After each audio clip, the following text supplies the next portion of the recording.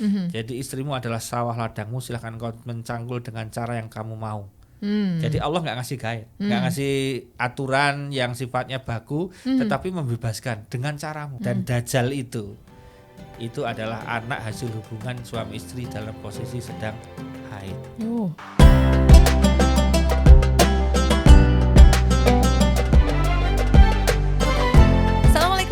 Wabarakatuh. Selamat sore teman-teman Partizan TV dimanapun Anda berada, dari Sabang sampai Merauke. Mungkin ada yang lagi live in Manhattan mungkin, atau lagi di New York City atau dimanapun ya, bisa streaming karena YouTube ini bisa disaksikan ya Us ya, dari seluruh penjuru dan juga pelosok dunia. Baik, semoga teman-teman dalam kondisi yang sehat. Semoga teman-teman yang di Rusia mungkin puasanya sampai 22 jam atau sampai yang sampai kita kan cuma 14 jam ya Us ya. Ada yang cuma 2 jam. 2 jam di mana? Bukannya di mana? Kanada itu kan 2 jam kalau nggak salah. Iya, sebentar saya akan apply ke warga negaraan. Jadi niatnya puasa gula sing cepet gitu. Enggak ya. Ini udah enak banget di Indonesia tuh. Bukannya itu artinya dia posisinya cuma 2 jam. 2 jam nggak tidak jadi. Cancel. Jadi itu ada gitu ya. Kirain puasanya cuma 2 jam. Yang terbit langsung tenggelam ya Ustaz. Iya, jadi berbuka puasa, habis buka langsung sahur. Ya itu yang kemarin viral itu kan, puasa 22 jam itu. Orang tua share di grup WA banyak banget ini. Iya, karena apa? Dia pernah membaca buku yang saya baca, Totality Fasting. Jadi dia terangkan ada orang berpuasa itu selama 367 hari, sudah saya pernah bahas kemarin. Jadi dia itu sehat, nggak masalah. Bahkan puasanya lebih ekstrim dari puasa kita. Dia betul-betul nggak makan, betul-betul dia nggak makan sama sekali, hanya minum sama apa gitu, sehingga mohon maaf BAB-nya itu per 2 minggu sekali baru BAB. Karena apa? Nggak ada makanan yang dicerna. Tetap hidup loh. Iya, tapi nggak bisa tuh, nggak sehat. Drop. Dia dikontrol dokter 24 jam. Gitu. Jadi selama dia bahasanya itu puasa, kalau bahasanya aslinya diet. Pasti itu adalah mau jadi astronot ya Us? Ya nggak tahu kalau itu. Tapi intinya bahwa orang nggak makan lama itu nggak mati. Buktinya ada kan negara yang hanya bukanya 2 jam saja. Oke, gitu Mbak Dini. Nah, kali ini kita akan bicara Mbak Dini kaitan bukan dengan makanan ya? Bukan, nanti ya. Nanti habis ganti baju makanan gitu kan. Jadi kita akan bicara mengenai masalah apa saja sih yang dalam berhubungan suami istri itu yang dilarang itu kan. Nah, ternyata ada guide-nya ya Us? Ada. Jadi yang paling menarik adalah kalau dalam masalah seksualitas, Allah itu maha luar biasa.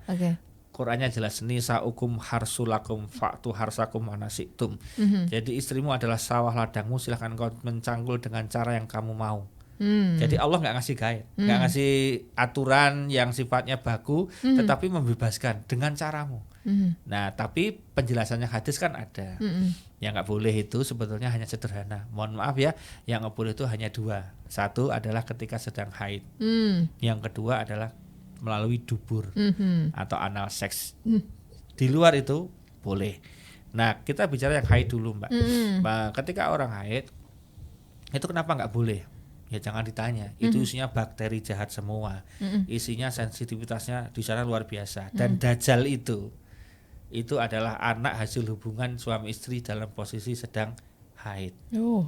Jadi bisa haid ya? Itu bisa hamil. Saya tegaskan di sini, haid itu tetap bisa hamil. Padahal katanya masa nggak subur itu usia. Iya, ternyata tetap bisa. Buktinya Dajjal itu adalah anak lahir dari pasangan yang berhubungan ketika sedang haid. Nah, saya luruskan di sini, mungkin ada konten-konten di channel yang lain yang kemudian membuat analisa-analisa bahwa hubungan ketika haid itu aman. No, haram. Tapi berhubungan tanpa melalui 2 lubang itu, mohon maaf, itu boleh. Makanya laki-laki yang ketika tinggi, kepengen tetapi istrinya sedang berhalangan, dia dengan cara lain. Nah, makanya kita bahas ini sekalian. Yang nggak boleh itu apa? Yang nggak boleh lewat belakang sama ketika haid. Yang haid ini masih diperbolehkan. Bersenang-senanglah dengan istrimu di bagian manapun kecuali bagian 2 itu, belakang sama depan yang sedang berhalangan itu. Yang lain boleh. Gitu kan? Sampai kemudian muncul istilah mohon maaf, ya melakukan yang namanya misalnya dengan tangan. Nah, yang melakukan istrinya. Diperbolehkan itu. Ini bukan porno, bukan sesuatu yang tabu ya, harus dibahas. Jadi ketika suaminya kepengen, bayangkan ketika suami kepengen, Anda masih 7 hari lagi ke depan. Kamu bisa bayangin kayak apa? Apalagi kalau suaminya sebelumnya sudah dikurangin nih bebannya. Artinya sudah melakukan sering, kemudian baru istrinya kena gitu kan. Lah dia oke lah. Lah ini kan misalnya luar kota nggak pernah ketemu begitu. Wah, kan jadi masalah. Nah, disitulah kemudian Islam mengatur boleh bersenang-senang kecuali dengan yang itu tadi disebutkan. Nah, makanya langsung aja kita bicara di sini bahwa boleh dengan tangan. Artinya dengan onani yang melakukan adalah istri. Gitu kan? Nah, boleh nggak Tat misalnya dengan mohon maaf ya, kita sebut oral sex misalnya. Boleh.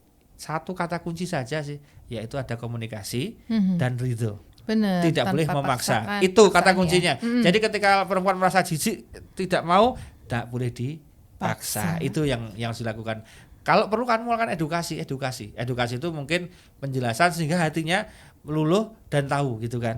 Nah itu kan. Tapi kalau yang sedang viral dulu, yang dikasuskan dicerai gara-gara nggak kuat karena dihubungi dari belakang, dia bikin analisa kemudian dalil-dalil nggak dilarang kok anu gini ini, itu ngawur ya. Itu jelas. Itu kayak menghalalkan segala cara. Iya itu nggak boleh ya. Tidak benar nah ya, jadi yang nggak boleh itu. Nah yang nggak boleh lagi apa? Menceritakan hubungan yang dilakukan.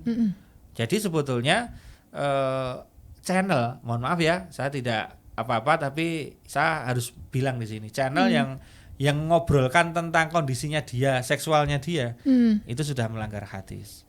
Dilarang menceritakan hubungan dengan pasangannya. Benar. Harus menjadi rahasia privat berdua.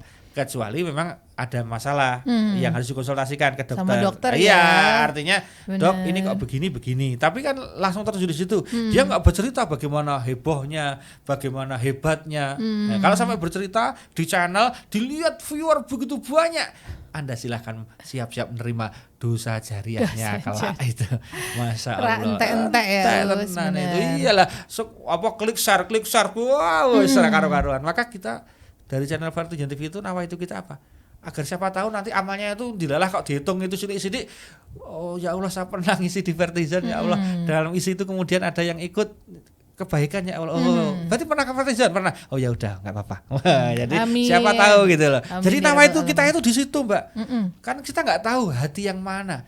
Saat yang mana Allah buka pintu hati orang itu. Benar. Kalau bahasanya Muallim Center itu hidayah akan menuju pada dia itu tergantung Allah. Bisa saat dia sedang marah-marah atau saat Umar kan hidayah muncul sedang marah-marah. Ini bacaan apa ini?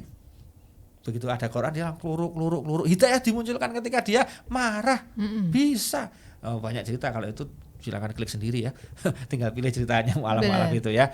Nah, jadi kembali ke tadi bahwa yang nggak boleh itu tadi ya, menceritakan itu nggak boleh. Nggak boleh. Kalau sama dokter ada kode etiknya, nggak ada, boleh menceritakan. Iya betul, ya kan? sama nggak boleh menceritakan ke yang lain juga. Nah, gimana kalau kita praktek gaya-gaya Ustadz, karena kita punya buku Kama Sutra panduan begini-begini, boleh nggak? Ya boleh aja, terserah.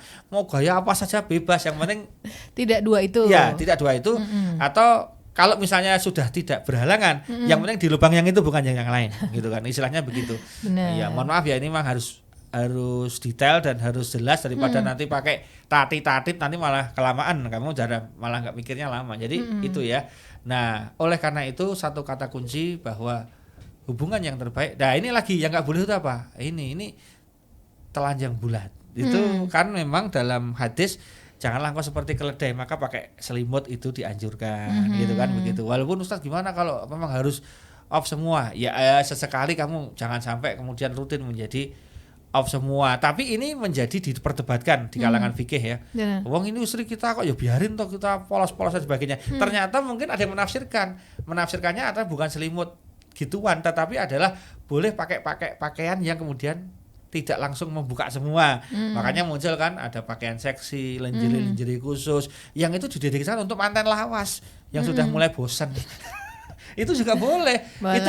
Itu namanya merawat cinta kasih gitu. Bener. Kan. Lah kalau nggak pakai seperti itu gimana? Toh kenyataannya di luar sana, mohon maaf ya, para wanita penghibur gitu kan, itu kan mesti pakai pakaiannya begitu. Kenapa istri yang tidak mau menghibur suami dengan pakaian begitu kan, kenapa enggak? Wah malu Ustaz, ya enggak malu, komunikasikan enggak masalah kan. Sesekali begitu. Saya kira pertama muni kok enggak ya, ngapa tuh Bu? Mungkin gitu. Lama-lama menerima, malah request, besok yang pakai yang ini. Aku pengen berhubungan dengan anak SMA. Kamu pakai seragam SMA. Ya enggak apa-apa toh. Misalnya ya. Nah, istrinya maksudnya ya, benar. Itu namanya trik. Karena saya belajar banyak dari senior yang cerita bagaimana mereka mempertahankan hubungan cinta kasih sampai dia itu kemudian Ustadz aku itu sampai check-in ke hotel biar aku muncul kembali. Itu ya itu kan trik tetap bisa bertahan. Jadi jangan kemudian jadi semakin lama hubungan itu bukan semakin kamu santai, kamu harus lebih membangun. Nah, kalau mantan anyar nggak usah diomongin, kentut aja bunyinya wangi, baunya tut wangi dek, mantan anyar gitu kan. Kalau udah lawas itu udah nggak karu-karuan. Belum berani kalau anyar tuh kentut juga belum berani. Gitu, ya. Tapi kalau sekarang suaminya udah kapusan gitu kan biasanya ya. Yeah. Oke, itu tadi bahasan kita di sore hari ini. Semoga seperti biasa bisa jadi insight yang bisa menarik, bisa jadi insight yang mengayomi kamu gitu kan. Oh ternyata memang benar dari dulu mungkin ya kalau semua diajak suaminya nggak mau seperti itu, mungkin bisa nih ditunjukin nih videonya Ustadz Munif yang menjelaskan tentang apa saja sih yang nggak boleh sebenarnya. Simple, cuma 2 hal yang tadi disebutkan Ustadz Munif ya. Baik, nanti kita ngobrol lebih jauh lagi pastinya di beberapa menit sebelum berbuka puasa gitu kan ya, di Sharing is Caring bersama Vertizen di TV. Udah mau kepleset lagi barusan ya. Kamu pengen punya version Dini? Gitu. Harus nitip saham kayaknya gitu. Ya biar namanya tuh di ini gitu di patenkan. Baik kalau gitu Dini kita pamit dulu, Ustadz Munif juga pamit dulu. Selamat berbuka puasa. Wassalamualaikum warahmatullahi wabarakatuh.